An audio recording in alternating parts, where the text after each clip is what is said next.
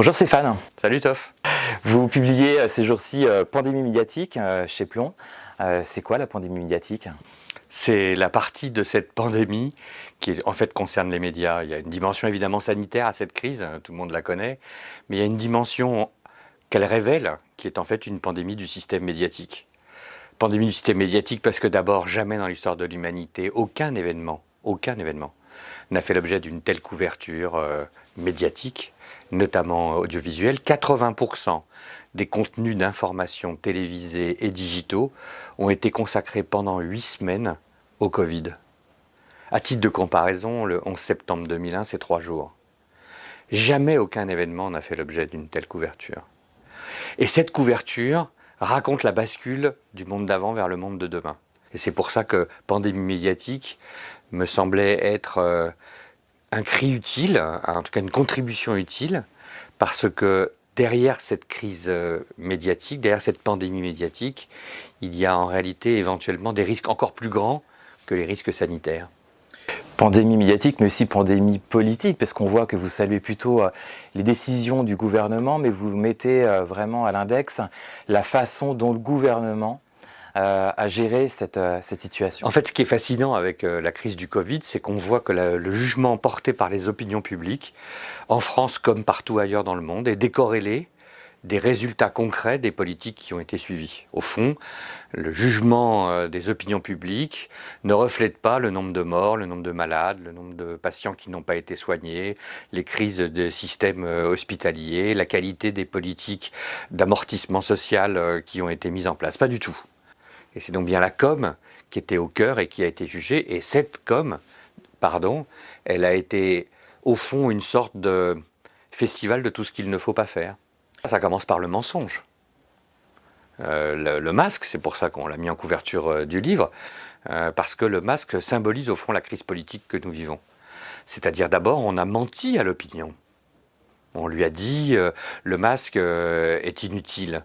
Et pourquoi est-ce qu'on a menti ? À la fois parce qu'on voulait cacher une pénurie, mais on a aussi dit que le masque était inutile parce que, à l'instar d'une partie du corps médical, les politiques ont expliqué que le masque, ça pouvait être dangereux parce qu'en fait, quand on portait un masque, on se sentait protégé, on avait des comportements qui étaient irresponsables, et donc en fait le masque était dangereux. C'est d'ailleurs bien ce que les Français ont pointé du doigt, cette absurdité qui consiste à avoir d'abord dit que le masque était inutile pour finalement le rendre obligatoire. On se méfie des citoyens, du peuple, de l'opinion. On dit d'ailleurs avec une forme de mépris, regardez, mon Dieu, ils se prennent tous pour des virologues ou des épidémiologistes, comme si c'était la Coupe du Monde de foot et que tous les Français étaient entraîneurs. Oui, mais la réalité du monde d'aujourd'hui, c'est qu'avec les réseaux sociaux, nous avons tous la même information, pour le meilleur et pour le pire. La fake news circule aussi bien que la vraie information. Toute l'information, la vraie et la fausse, est disponible immédiatement pour tout le monde. Ça forge l'opinion d'une manière qui est différente. Ça forge le rapport à la communication et à l'information d'une manière différente. C'est ça que ceux qui nous gouvernent n'ont malheureusement pas compris. Il y a une forme d'infantilisation de l'opinion? Encore tous les jours. Quand on refuse, quand on vous dit qu'on va fermer tous les bars d'une ville ou tous les restaurants d'une ville, et pas ceux qui ne respectent pas les mesures. Pourquoi ? Car au fond, c'est pas le restaurant qui est dangereux, c'est pas le bar qui est dangereux. C'est éventuellement le fait que dans un certain nombre de ces établissements, les mesures de distanciation sociale ne soient pas respectées. On met dans le même sac ceux qui font des efforts, et il y en a, pour que les mesures soient respectées, et ceux qui n'en font pas. Pourquoi est-ce qu'on ne ferme pas les bars qui ne respectent pas les mesures et qu'on prend la mesure très française, très technocratique, bureaucratique, verticale, qui consiste, c'est plus simple, mesure d'égalité, on ferme pour tout le monde. Oui, mais le on ferme pour tout le monde est une mesure d'infantilisation puisqu'on te dit juste que tu as à obéir et non pas que tu as à pratiquer d'une manière concrète les mesures de distanciation. La communication, du coup, joue un rôle de plus en plus important dans la démocratie. C'est un peu ce que vous mettez en exergue dans ce livre. C'est attention, si les gouvernants ne savent pas bien communiquer, la démocratie est en danger. Il y a un chiffre qui m'a particulièrement inquiété, c'est quand 35% des Français déclarent qu'au fond, un régime autoritaire aurait mieux géré cette crise que la démocratie. Comme si les dictatures étaient des gages de sécurité et de garantie. Mais le fait qu'on puisse le penser, le fait qu'on soit confronté en permanence à cette image du désordre dans la communication d'un gouvernement qui, à force de ne pas afficher clairement l'objectif, n'est pas lisible parce qu'il n'y a ni sincérité ni cohérence dans une communication qui en permanence change de critères, change de pied, change de perspective, change de logiciel, et d'une communication qui semble en plus créer elle-même la division des Français, comme s'il fallait opposer la santé et l'économie, alors même qu'on sait bien que l'économie ne reprendra pleinement que quand la santé aura été protégée et rétablie. Les deux marchent ensemble.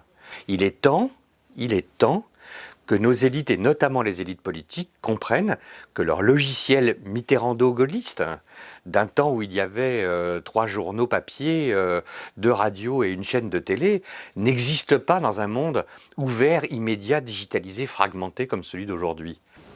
Une question de mise en scène aussi. Vous parlez dans votre livre du plan de relance du secteur automobile où le président de la République fait un discours avec derrière. Mais toujours, puisque comme il ne pense pas l'image mais les mots, il se préoccupe de ce qu'il va dire et non pas de ce qu'il va montrer. Or, la télévision, selon le mot que j'ai toujours retenu de Jacques Séguéla, s'écoute avec les yeux.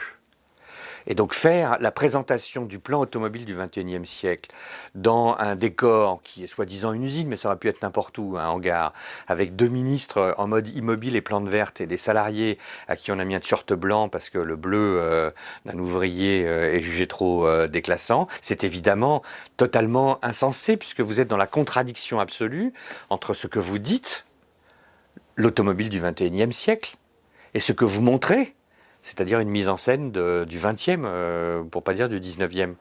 La communication, c'est la maîtrise du sens et des signes en même temps.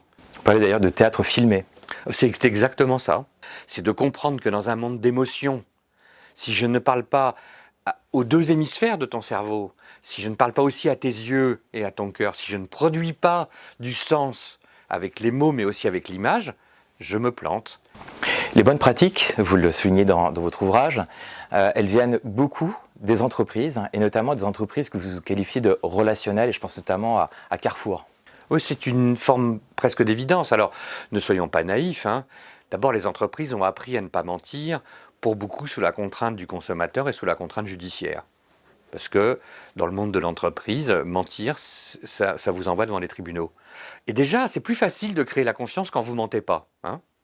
Et 2, les entreprises ont compris que la responsabilité de l'entreprise allait bien au-delà de sa responsabilité économique et financière. Ce qui ne veut pas dire que l'entreprise n'est pas un lieu où il faut produire de la richesse, mais ça veut dire que l'entreprise a une responsabilité vis-à-vis de la société et qu'elle doit, vis-à-vis de ses salariés, vis-à-vis de ses parties prenantes, mais au-delà, vis-à-vis de la société, faire du bien. Et non pas compenser ce qu'elle fait par du bien, faire du bien, être utile. Cette dimension-là, elle est au cœur. C'est ce qui a d'ailleurs fait que dans la crise du Covid, on a vu l'État dire le masque est inutile et les patrons de grandes entreprises se démener pour que le masque soit disponible pour leurs salariés, pour que leurs salariés, notamment ceux qui étaient en première ligne, puissent avoir des masques. Ce qui s'est passé dans la grande distribution, c'était Carrefour et c'est vrai, mais Orange avec Stéphane Richard qui a pris position sur le masque, c'est-à-dire qu'ils ont refusé d'être dans ce discours qui ne prenait pas l'autre en compte, qui n'écoutait pas ceux qui venaient des salariés. Le masque n'est pas la panacée. Et donc tout le monde l'a compris d'ailleurs. Mais le masque est aussi un élément qui non seulement permet de se protéger soi, mais de protéger les autres. Cette dimension à la fois personnelle et civique qu'il y a dans le masque, elle est évidemment intéressante. Ce qui d'ailleurs le plus rassurant, on pourrait dire, dans cette crise, c'est qu'il y a eu un acteur formidable dans cette crise. En vérité, c'est les Français. Les Français ont respecté le confinement. Les Français ont respecté les mesures qui leur étaient données, par sens civique, par sens de la nécessité d'être en commun. Et cette solidarité, on la retrouve également chez les postiers et postières, puisque la Poste a su produire des images qui mettaient en avant le fait que les postiers et postières ne faisaient pas que livrer le courrier, mais apportaient des repas, veillaient sur les plus anciens. Et ça a créé un sentiment de fierté reprise de sens pour les postiers et postières qui, dans des périodes assez compliquées, se sont dit oui, on a une vraie utilité à cette société. Ces salariés de la première ligne qui savent qu'ils ont pris des risques en allant travailler l'ont fait non pas juste au nom de leur besoin d'être payés à la fin du mois, ils l'ont fait au nom de l'utilité supérieure de leur métier. Le côté soyez des héros, restez chez vous. Évidemment, voilà, c'est ce règne de l'injonction contradictoire. Hein. C'est rester chez vous, mais allez voter. Allez travailler, mais restez chez vous. A créé aussi ce sentiment d'incompréhension, on va dire, dans l'opinion par rapport à ce qui était suivi. J'ai voulu essayer de montrer que c'était tout le logiciel de com qu'il fallait changer. On est passé d'un monde vertical à un monde horizontal, on est passé d'un monde viriliste à un monde de valeurs féminines, non pas au sens du genre, mais au sens de la bienveillance, l'inclusion. On voit bien qu'on est dans des éléments qui sont différents. On est passé d'un monde de l'écrit à un monde de l'image, d'un monde de la raison à un monde de l'émotion, d'un monde du format long, l'interview, à un monde du format court, parfois même le GIF, et que si on n'apprend pas ces règles rapidement, si on ne change pas le logiciel de com, si au fond on ne comprend pas que le monde a changé et donc il faut changer notre rapport au monde, alors, je le dis parce que je le crains, on va au-devant de grandes catastrophes. Merci Stéphane, on rappelle le titre de votre livre paru chez Plomb, Pandémie médiatique, com de crise, crise de com. Merci Stéphane.